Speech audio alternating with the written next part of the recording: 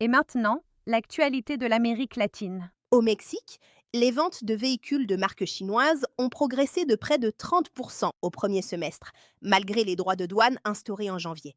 Elles ont atteint 137 525 véhicules. Les marques chinoises ont représenté 17% des ventes de véhicules neufs contre 14% un an auparavant et 7% en 2022. Un vice-ministre mexicain a toutefois estimé que ces chiffres donnaient une image trompeuse de la situation. Il a également déclaré que les importations avaient diminué depuis l'entrée en vigueur des droits de douane. Sur le plan judiciaire, Ismael El Mayo Zambada, figure historique du cartel mexicain de Sinaloa, a été condamné à la prison à vie par un tribunal fédéral américain. Cette condamnation intervient après un accord de plaidé coupable conclu l'année précédente. Dans cet accord, il avait reconnu avoir participé pendant plusieurs décennies à l'expédition de millions de kilogrammes de cocaïne. Concernant les relations commerciales nord-américaines, le Mexique et les États-Unis ont repris leurs discussions sur l'accord Canada-États-Unis-Mexique. Aucun accord n'est présenté comme conclu et l'issue des négociations n'est pas anticipée. Par ailleurs, les États-Unis ont envoyé vers Cuba le premier vol humanitaire prévu dans le cadre d'un nouveau programme d'aide. Le développement retenu porte sur le départ effectif de ce premier vol. Au Nicaragua, le secrétaire d'État américain Marco Rubio a appelé la communauté internationale à isoler le pays.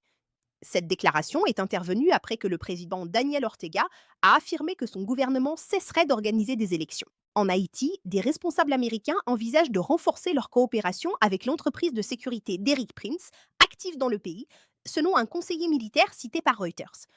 Aucun nouvel accord formel n'est présenté comme conclu. Au Guyana, le gouvernement a porté à 41 morts le bilan du naufrage d'un ferry, après la récupération de 14 corps supplémentaires.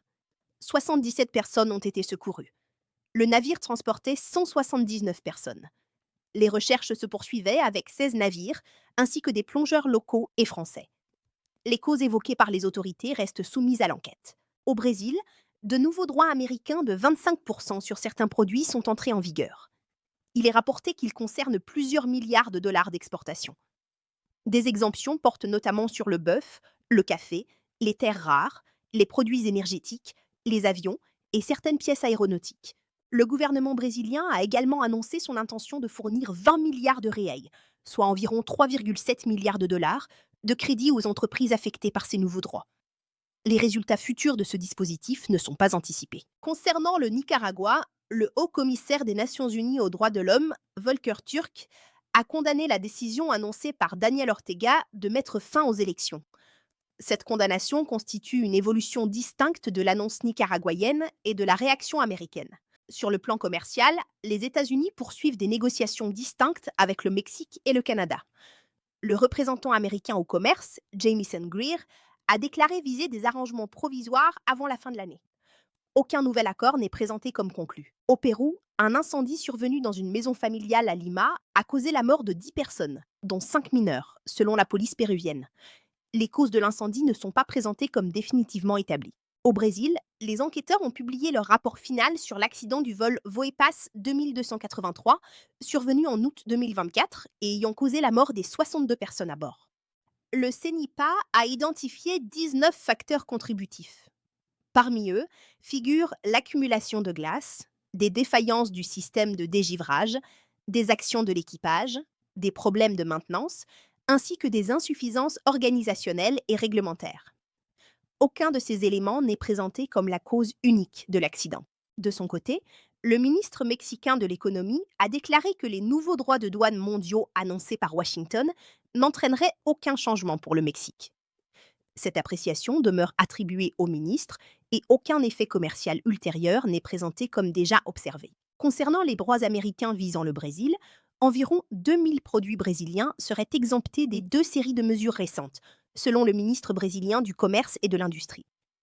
Le café et le jus d'orange figurent parmi les produits cités.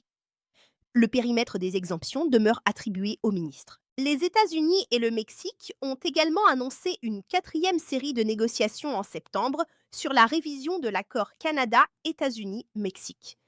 Des divergences persistent, notamment sur les règles de contenu automobile. Aucun compromis n'est présenté comme conclu. Au Venezuela, le gouvernement a officiellement informé l'Organisation des Nations Unies de sa décision de se retirer de la Cour pénale internationale. Caracas invoque une partialité de la Cour. Cette accusation reste attribuée au gouvernement vénézuélien. La notification ne met pas fin rétroactivement aux procédures ou aux obligations antérieures. Enfin, Donald Trump a déclaré que le Venezuela n'était pas encore prêt à organiser des élections, tout en affirmant que le pays avait réalisé des progrès. Cette appréciation reste attribuée au président américain. Aucune nouvelle décision électorale vénézuélienne ni mesure américaine n'est déduite de ces propos.